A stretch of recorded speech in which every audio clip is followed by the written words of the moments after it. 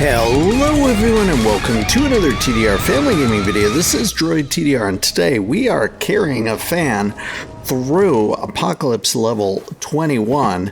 Someone reached out on one of our videos and asked if we might help them get to Apocalypse 25, and to do that you have to win several Apocalypse 21, 2, 3, 4 boss levels in order to get to Apocalypse 25. And I was like, you know what?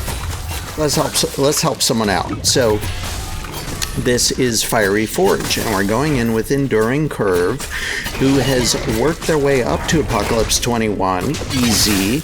They've got there.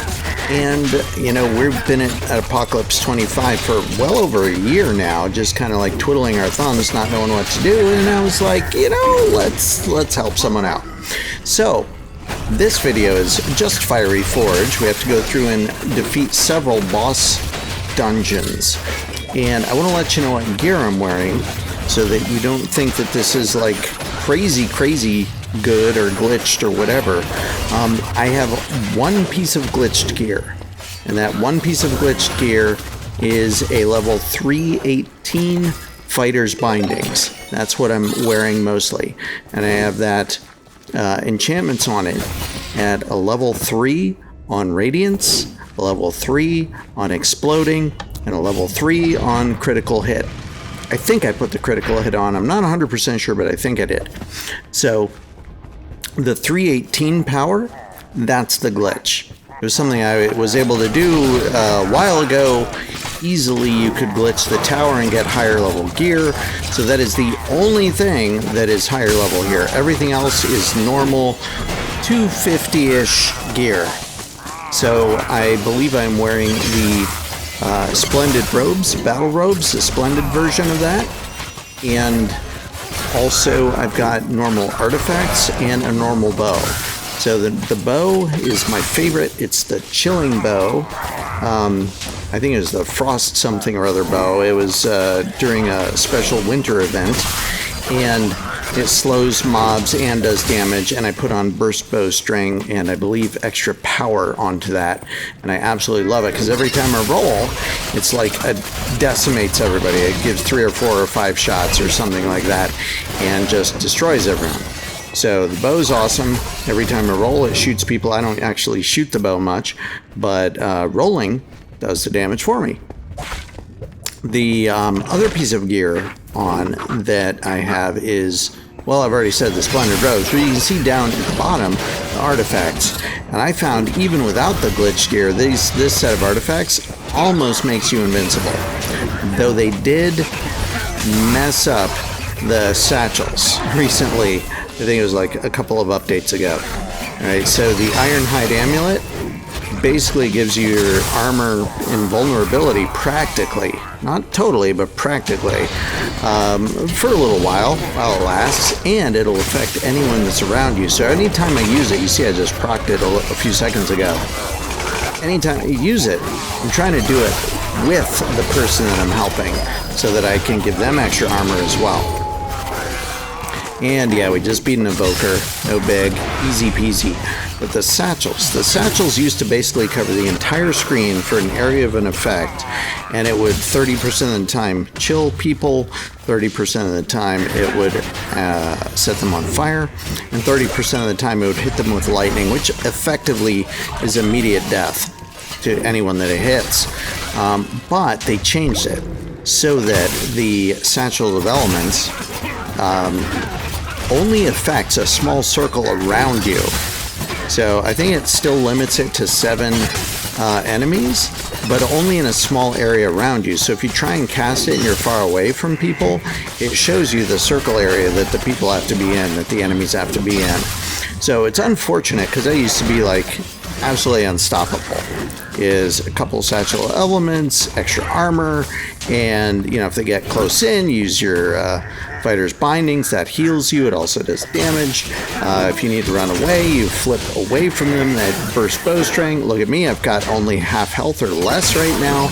Don't really care because I use a potion, and now I'm basically nearly invulnerable for a while still.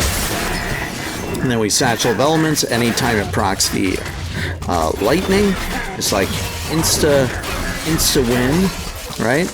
And because in apocalypse levels, especially in the 21, 2, 3, 4, 5 levels, as you can see here, there be lots of enemies. So mob control is huge.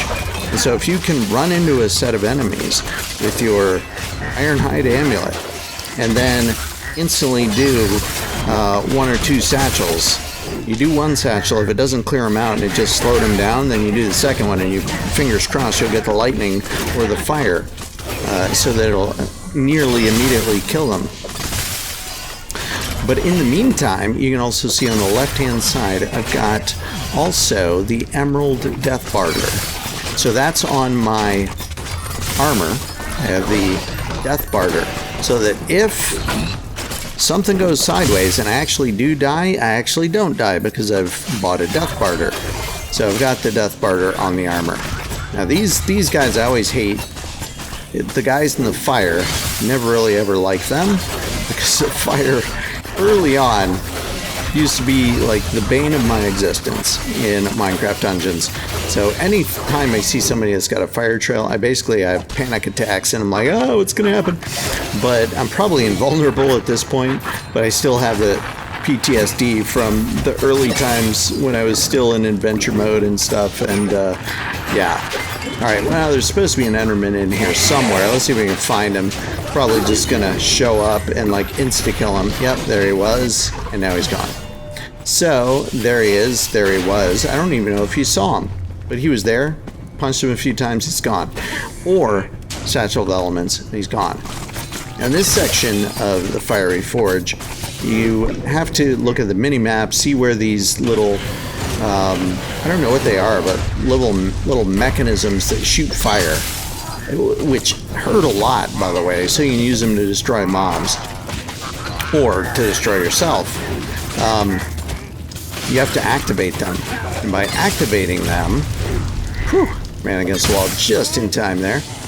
By activating them, somehow that opens a gate. So, activate them. Uh-oh. Our friend has fallen. The friend is down. Can we get him back up? Let's see.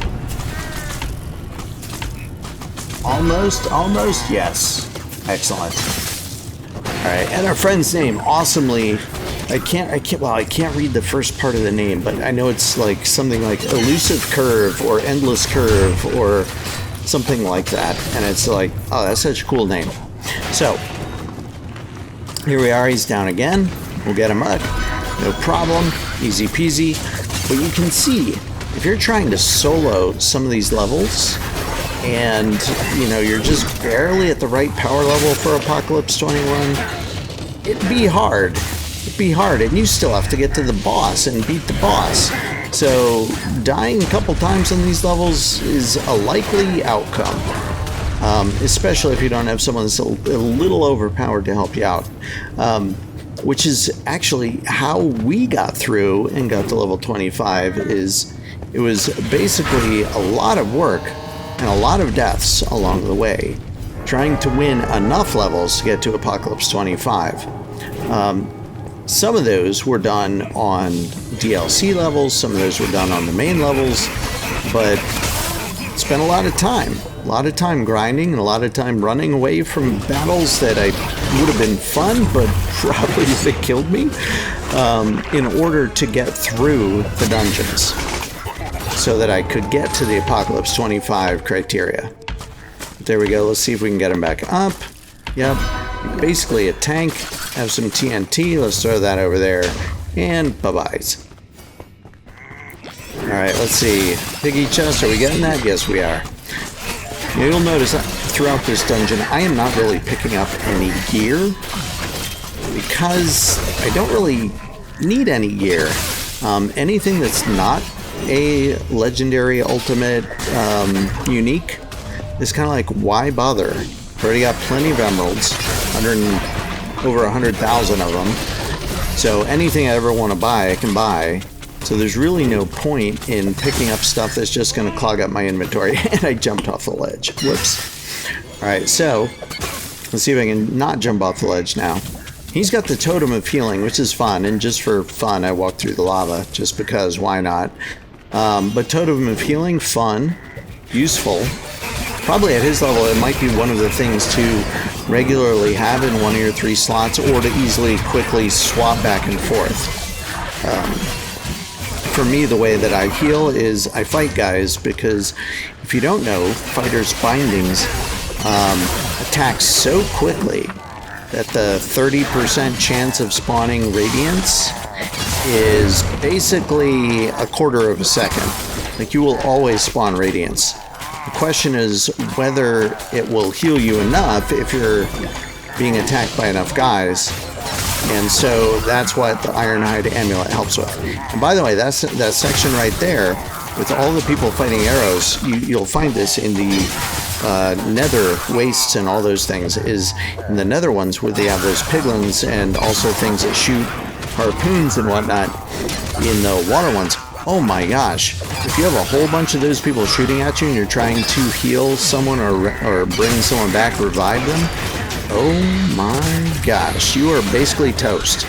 So again, Ironhide Amulet to the rescue, maybe a Totem of Healing to the rescue, maybe that'll help you out enough, but those are definitely important things to keep in your arsenal, either as an enchantment on your armor or as a artifact that you carry with you, so that when somebody is down, you can withstand some onslaught of damage from afar while you're trying to revive them. It's just good co-op practices there. I noticed that my partner never really picked up anything from the chest. I think it's habit for me, because every now and then in the past I ran out of arrows. It's just habit for me to pick up my bread and my arrows, and if someone leaves stuff for me, I will definitely pick it up. So thanks for leaving it. And probably I didn't need it. Whoops. If you're too slow walking into the boss room, you have to go around the side. Apparently I was too slow, and I walked right into the fire blast. Oops. But look at that. It doesn't really matter, because boom, boom, boom, boom, boom, boom, boom, punch, punch, punch, and he's dead. So Fighter's Binding's pretty OP. Granted, it is a higher power level than you can actually get, but it's not all that different. You could probably do exactly what I did with a normal power fighter bindings, like a 260 or 265 that you get from the tower, maybe even gilded with something as an extra perk, and just call it good. Now these guys with the fire rings, I'm just fighting them for fun, because, hey, we basically already won, and my partner ran out and just said, "We made it through, yes, awesome. Check one off the list. I am on my way to Apocalypse 25. So there you go. That is how you get through some of these higher level Apocalypse levels. There wasn't too much technique. There was just basically a build that worked. Did I have glitched gear? I had one piece. Sorry about that. It's just one piece. I thought it'd be fun. Wanted to help this guy out. Probably could have done it with my normal set. And there's another Ironhide Amulet, but only a 244 because we were playing at Apocalypse 21. So thanks so much for watching. We'll see you in the next one. If you enjoyed this one, let me know in the comments below, and we'll do some more. Bye-bye.